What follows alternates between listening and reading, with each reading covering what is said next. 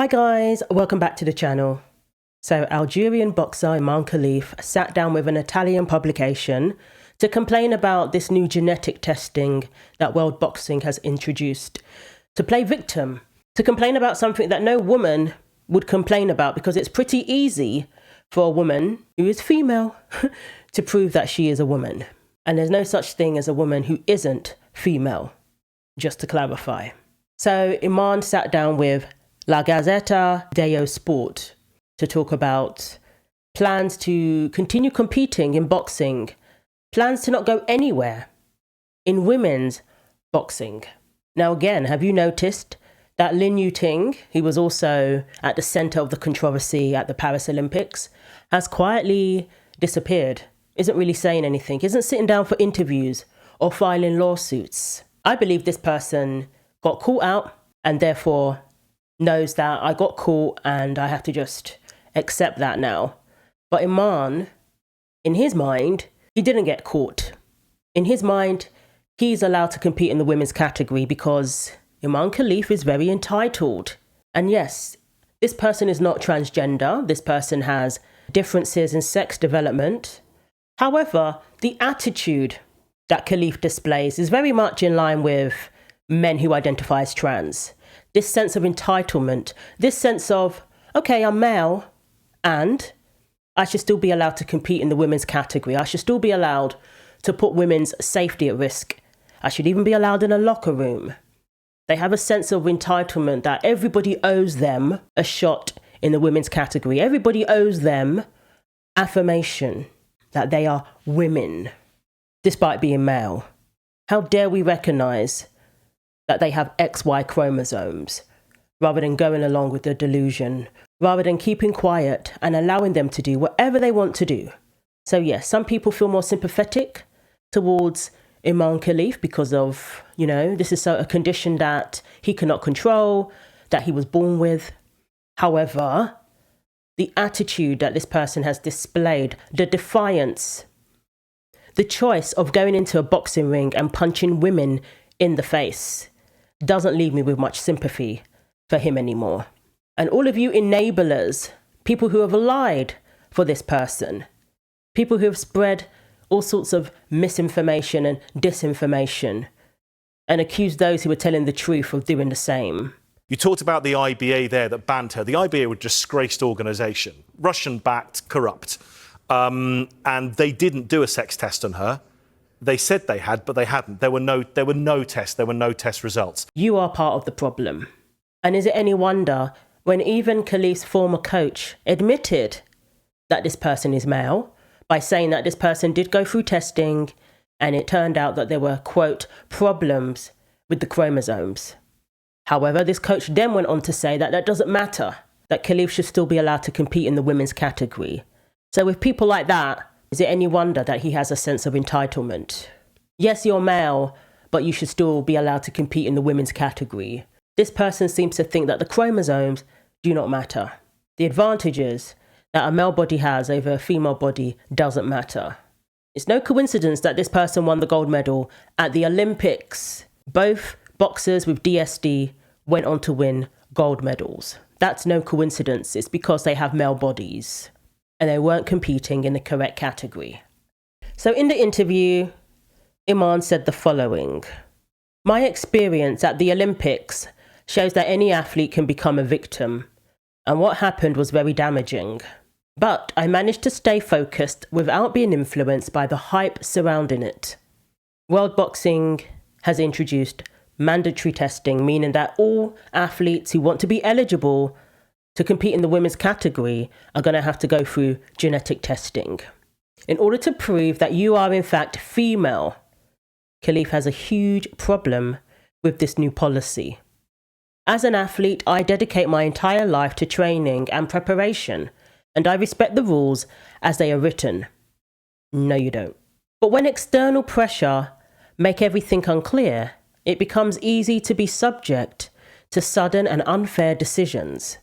This not only harms the athlete, but also the very spirit of the sport, which should be based on transparency and mutual respect." I mean, I don't even know what to say to that. That's deflection. That's gaslighting. That's avoidance. Are you male or female? How about that? How about you answer that? In order to compete in the women's category, world boxing is saying that you have to be female. And if you have a problem with that, it's because you're not female. It's as simple as that. The test looks for the SRY gene, the sex-determining region on the Y chromosome that triggers male development. If it's present, the athlete is male and ineligible for the female category. That's about as clear and transparent as it gets. The same thing happened with Caster Semenya when certain testing was required of him. This person played victim, and this person's supporters pushed that narrative that having to undergo tests makes Semenya a victim. Again, if you are female, it's not hard to prove that. You don't have to go through all these invasive tests to prove that you are female, if you are actually female. Then it became a matter of a woman being persecuted due to having high testosterone. That was the narrative that was pushed for years, that this is a woman of African descent. So they brought race into it, saying that she's being persecuted because she has high testosterone. Even I believed that for a while. But then when I saw pictures of Caster, I thought, because I wasn't really paying attention to how this person looked. I just heard the story. 800 meters. I think Kelly Holmes was the athlete that I looked out for when it came to 800 meters. And then other than that, I really didn't pay attention to 800 meters. When I started doing these videos, I looked up Caster Semenya and I saw photos and I said, what? All you've got to do is look at the photos. This is not a woman who just happens to have high testosterone. Something is definitely, off here. It's not what they were telling us it was. Then come to find out, there's no such thing as a woman with super high testosterone, well above that of other women. Women have testosterone within a certain range. There's a lower range, there's a higher range. But it is nowhere near the testosterone level of a man. So what they were telling you was going on is just not something that is rooted in reality. Only men have that level of testosterone. So when they talk about women with high testosterone, they're talking about men. And that's what we're dealing with. And that was the case with Caster Semenya.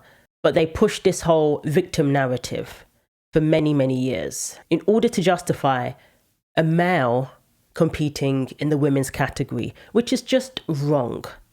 And anybody who questioned it were either racist or discriminating against somebody who didn't fit the narrative of what a woman should look like. And she has consistently said over the years that she's being unfairly discriminated against over a condition she's got no control over. She was born with this condition. She has been described as intersex, and that means she's got higher testosterone levels than other women. But she's said, apart from that, she's done nothing wrong, and she feels like for years she's been punished for the way that, quote, God had created her. They tried the same with Imane Khelif. After the IBA carried out these tests, they told us that they're just persecuting Imane Khelif because Imane has high testosterone. You're just targeting this boxer, these boxers, because of their testosterone levels. Come to find out, the IBA didn't even test for testosterone. This was purely based on the chromosomes. We wanted 2 tests, so there's 2 tests required, not 1, but 2 tests. Time gap between, and then to the next World Championships, which was taking place in India. Okay, so we go to the female World Championships that took place between the 15th and 26th of March. Both boxers entered the championships, and at which point, on the 17th of March 2023, both boxers were asked to take a further blood test. That happened, and on the 23rd of March, the results came through, and it demonstrated the chromosomes that we refer to within the technical and competition rules that make both boxers ineligible. What you need to do is look at the chromosomes. If somebody has XY chromosomes, they are male. And we don't need to discuss it any further. They do not belong in the women's category. And of course, the IOC took away the IBA's authority when it came to organising these events. It took away their authority to do so. And then went on to allow these 2 male boxers to compete in the Paris Olympics. The IBA was dismissed as Russia, and corrupt or whatever. But it was the IOC, who were supposed to be the good guys, who went on to allow this in the first place. And we saw the spectacle that the Paris Olympics were. And here's the kicker. Khalif had the nerve to say this, quote, "Those who harm women will never break their resolve." The absolute nerve. Tell that to Angela Carini, who had to face huge backlash simply because she said that this isn't fair. I hope this publication asked him about that. I hope they interview Angela and hear her side of the story. And Khalif intends on continuing harming women in the ring. You will not break his resolve when it comes to that. When it comes to the 2028 Olympics, Khalif plans on being there. He told La Gazzetta that no, I have no intention of retiring. Winning the gold medal at the Paris Olympics has given me further motivation. I faced many challenges to achieve this success, including bullying, and I want to continue fighting to silence those who doubt me. With my sporting achievements, my goals have grown. I want another medal. And I want to help create more opportunities for women in sports. Khalif wants to help create more opportunities for women in sports while taking their medals. Khalif took away the opportunity for a female athlete, for a woman in sport to be an Olympic gold medalist. That's the opportunity that Khalif took away.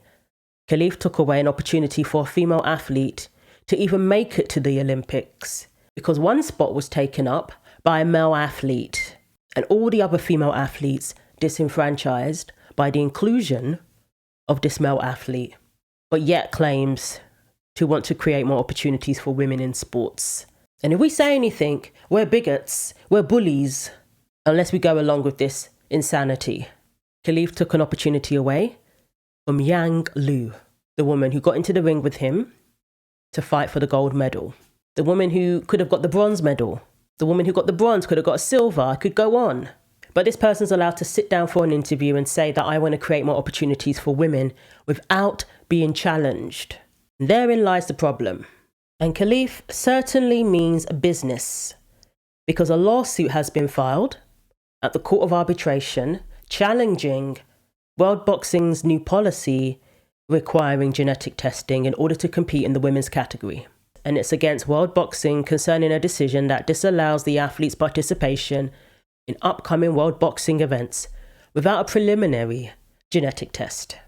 The appeal, filed on the 5th of August 2025, seeks to overturn a decision by World Boxing that Imane Khelif was, quote, not allowed to participate in the Box Cup in Eindhoven, nor in any World Boxing event until she undergo genetic sex testing.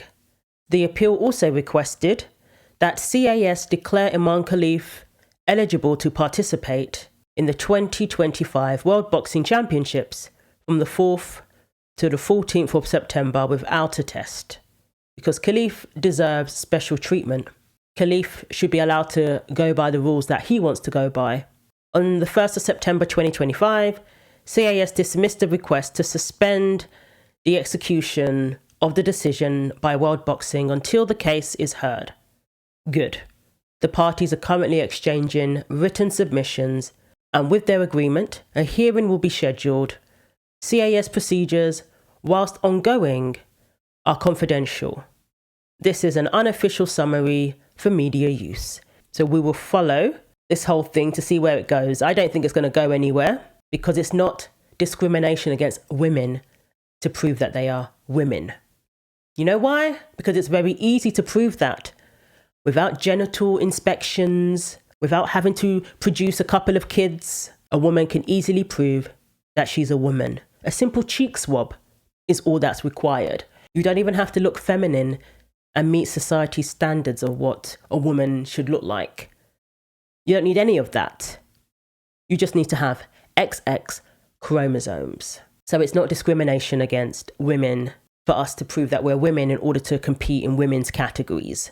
What Khalif is upset about is that he is not allowed to compete in the women's category despite being male, and that he is actually required to produce proof of his claims that he is a woman. He's required to produce proof. He wants participation without sex verification. She's so courageous and a great champion for women in sport. It's a human right for all of us. Good luck to her. This person must be trolling.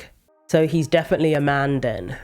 I think it's pretty obvious by now, and test results were actually leaked that confirmed that this person has XY chromosomes. You want to compete in the women's category, you're going to have to prove that you're a woman, and no woman should have a problem with that. So let me know what you think. Thanks for watching. Like, comment and subscribe. Take care of yourselves, and God willing, I will see you in the next video.